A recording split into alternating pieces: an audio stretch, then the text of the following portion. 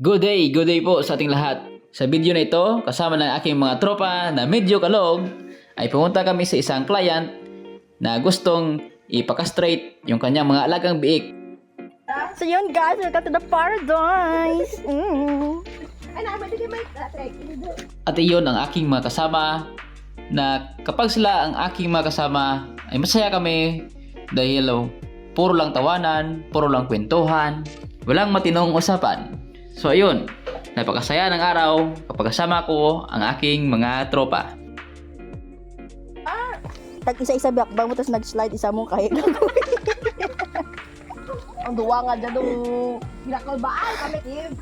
Think positive. kita niyo yan guys. Hindi yan. At dahil medyo malayo pa yung bahay ng client, ay naglakad kami.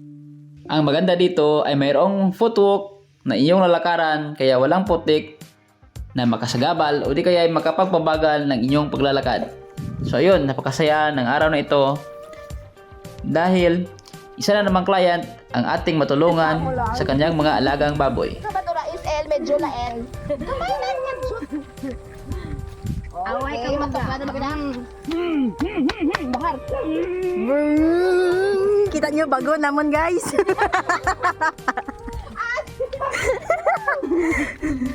Agbalay, Celsius. Numero 10 sa Barota.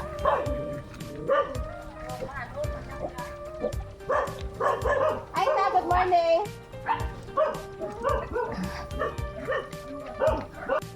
At ayun, nakarating na kami dito sa bahay ng ating client na ating tutulungan. Ako lang to pa, oh. Ako lang to. From Rated K ma'am. Ako lang to, si. Iba dyan ako ni Miles. Radya girl. At dito ay nagpalit na ang aking kasama ng kanyang bota para makapaglakad na papunta dito sa kanyang babuyan. So ang kanyang babuyan ay dito sa baba, medyo malayo sa kanyang bahay para at least yung amoy o di kaya yung baho na nagagaling doon ay hindi maka-epekto sa kanila. So ayun, napakagandang Danlong radya ma'am. location o dinagyan nila ng kanilang babuyan. Sa pag-aalaga ng baboy, mas maganda na medyo malayo talaga yung ating babuyan sa ating bahay.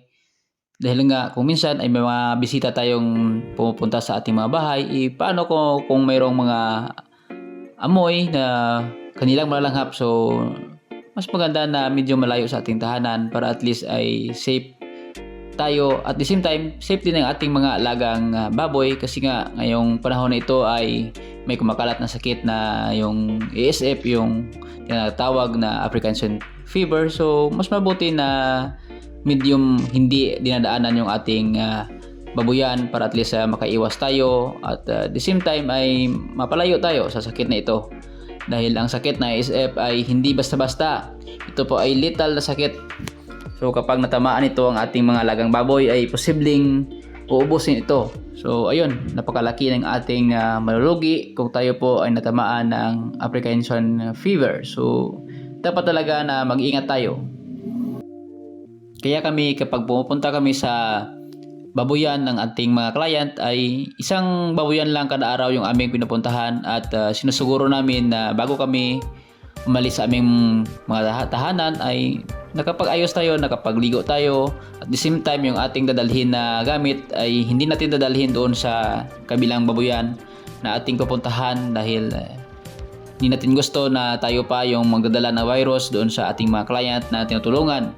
Dahil kapag ganun ay hindi na yon tulong kundi perwisyo na yon sa ating mga kababayan na nag-aalaga ng baboy. So napakalaking tulong kung tayo po ay mag-iingat dahil ang pag-aalaga ng baboy noon at hanggang ngayon ay ito po yung kanilang mga source of isa sa mga source of income na kanilang na itutulong sa kanilang pagpapaaral ng kanilang mga anak. So ayun, ngayong panahon na ito ay ang pag-aalaga ng baboy ay hindi na basta-basta dahil sugal na talaga. Kaya kailangan nating magdoble ingat sa pag-aalaga ng baboy.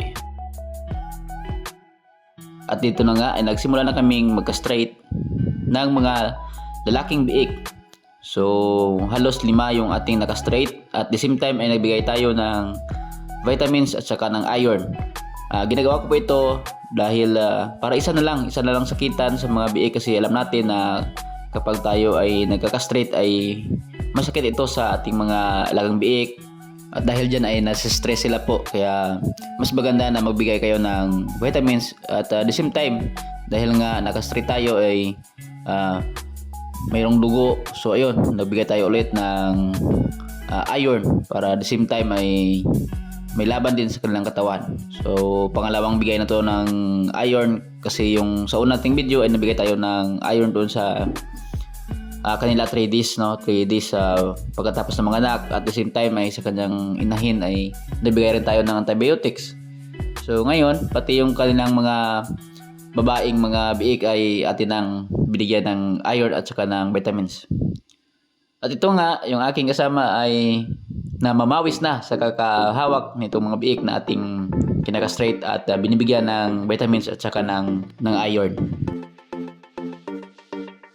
At dito na kami naka-straight sa labas ng kanyang kulungan, kasi yung kanyang pong inahin ay medyo medyo galit na. Kaya kapag narinig niya yung kanyang biik ay ayun, nagagalit siya. Kaya mas mabuti na dito lang tayo sa labas para at least ay malayo din sa kanya. At siyempre hindi rin ma-stress yung ating inahing baboy.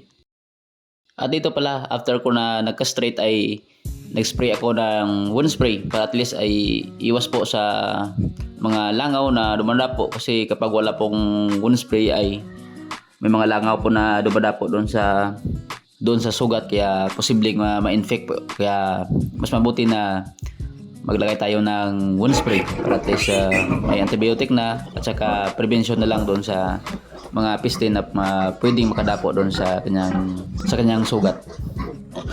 At dito ay tinuruan ko na kung paano magturok yung aking kasama para at least ay kapag mayroon siyang mga alagang baboy ay alam na niya kung paano ang pagtuturok ng vitamins at saka ng iron.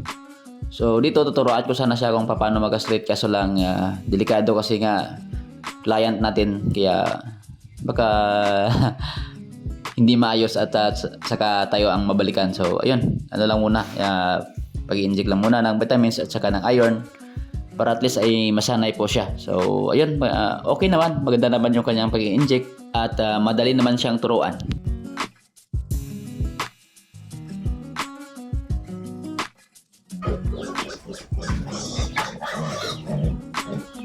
Plasong na massage para hindi magbilog.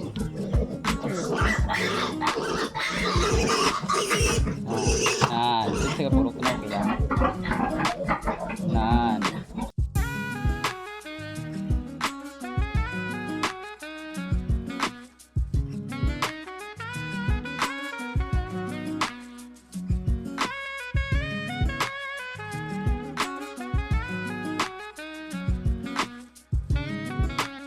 At pagkatapos ng ating pag-castrate ay ayun, naghugas na po tayo ng ating mga gamit. At dito ay binigyan ko rin ng disinfectant yung ating client, panibagong disinfectant para at least ay may magamit siya sa kanyang kulungan. At ayun, maraming salamat sa inyong pagsusuporta sa ating video. Maraming salamat. God bless us all.